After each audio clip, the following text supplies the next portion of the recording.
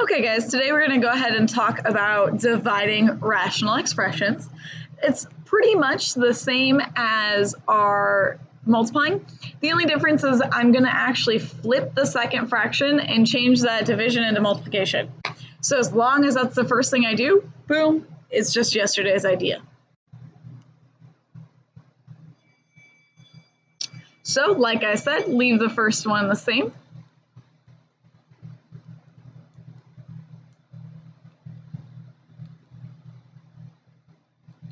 Turn that into multiplication and flip your fraction.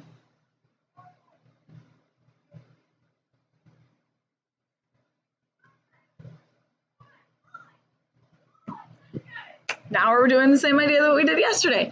Now, if you notice, these are slightly more complex. We're going to identify whether or not it can be divided out of every term. If so, makes my life easy. If not, then we have to go ahead and do our t factoring. So if I look, I've got 5, 10, and 15, both simply easily divisible by 5. So we're going to start by doing that. So I'm left with x squared plus 10 divided by 5 is 2, and then minus 30. From there, I can leave my 5 out front and have two sets of parentheses, x and x. Multiplies to negative 3 adds to 2. Well, that's going to give me a positive 3 and a minus 1. So that's my first, and I'm going to actually move that. I realize that it leaves, ooh, that's not what I was going to move. Leaves me no room to continue writing with. Move him over here. We're going to do the work over on the side. Sounds great. I identify that my denominator can just go ahead and go straight to the two sets of parentheses on that left one. So x and x multiplies to 5, adds to negative 6, so they both must be negative. And that's going to have to be a 5 and a 1. Now we're looking at the next numerator, and I see 4, 8, and negative 5. Well, shoot. Those, unfortunately, are not all divisible by 4, so I have to do my t. So on top is 4 times negative 5, which is negative 20. And I need to add to 8. So I've got 10 and 2. Well, 10 and 2 can get me to 8. I need a negative 10 and a positive 2.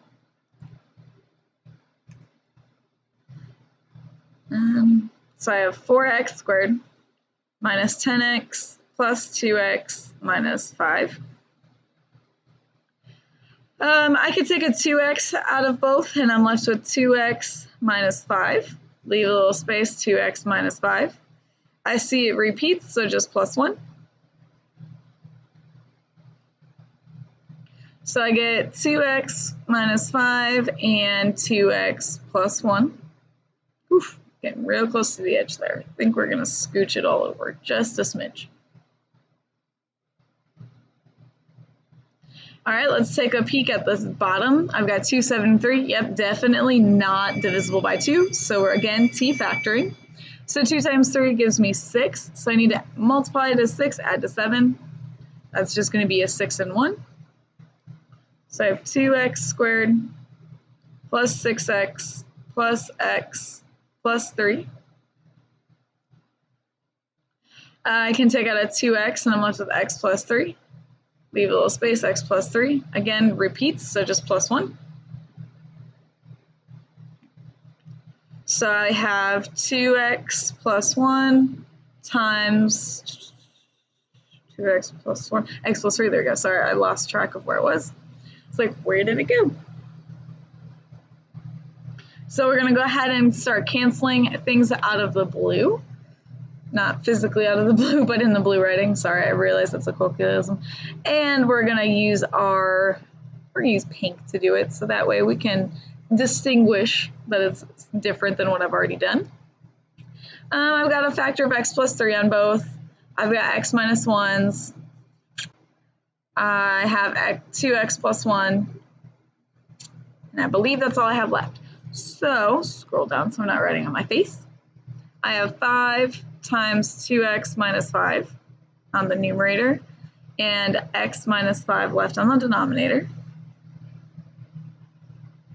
And then we got to talk about my restrictions. X cannot be 5, 1, negative a half, and negative 3.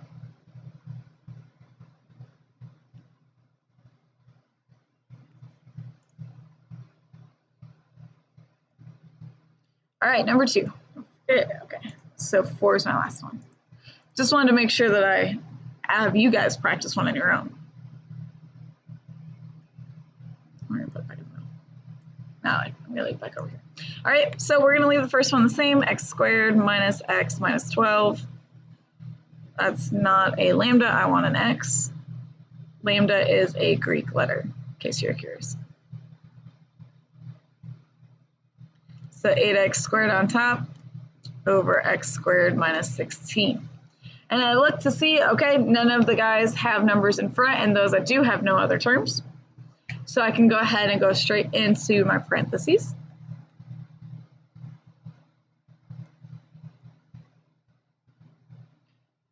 So the ones that didn't get parentheses, they're not going to change. X and x, okay, what goes to 12 adds to negative 1, so negative 4 and 3. This is the difference of perfect squares, so x minus 4 and x plus 4.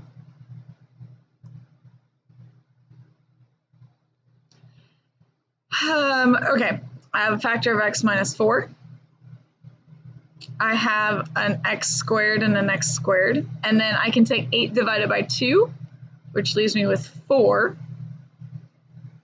So I have 4 times x plus 3 over x plus 4.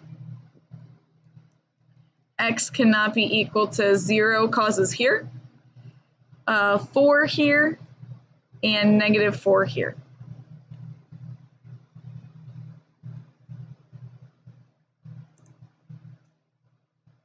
What does 4 look like? Okay, I want you to, we'll start this one and then I want you to pause, come back and check your answers. So we're going to keep the first guy the same.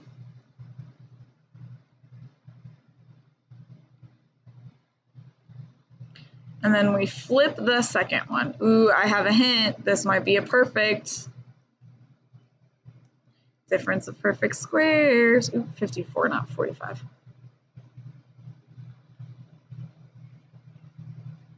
All right, so we started it. Pause it, come back, check.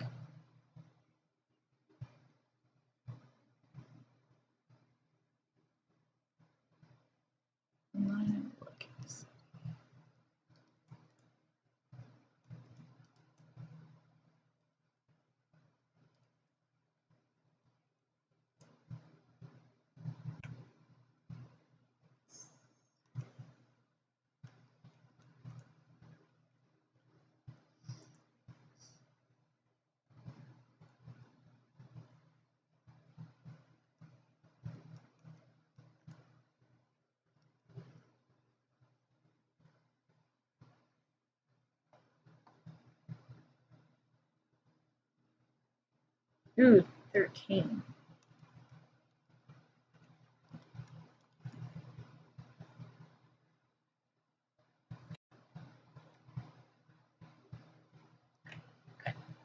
Sorry, 78 outside my head. Nope, was not happening.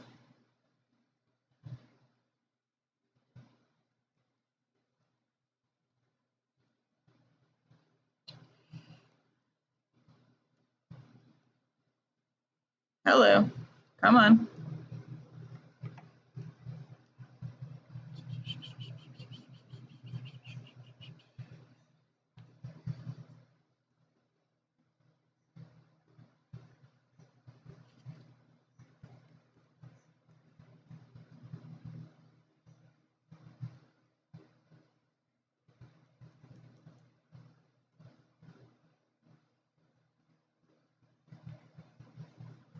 So I get x times x minus 13 all over x plus 6 quantity squared, and x cannot be equal to negative 13, negative 6, or 9.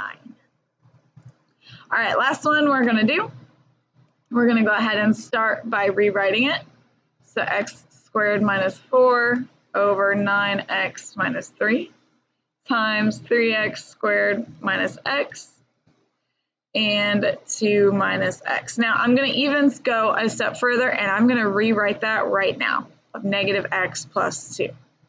Remember, I always want x to come first, and I want them to be positive. So hint, hint, hint, maybe we're going to take out a negative 1. And we're going to pause our video and come back, guys.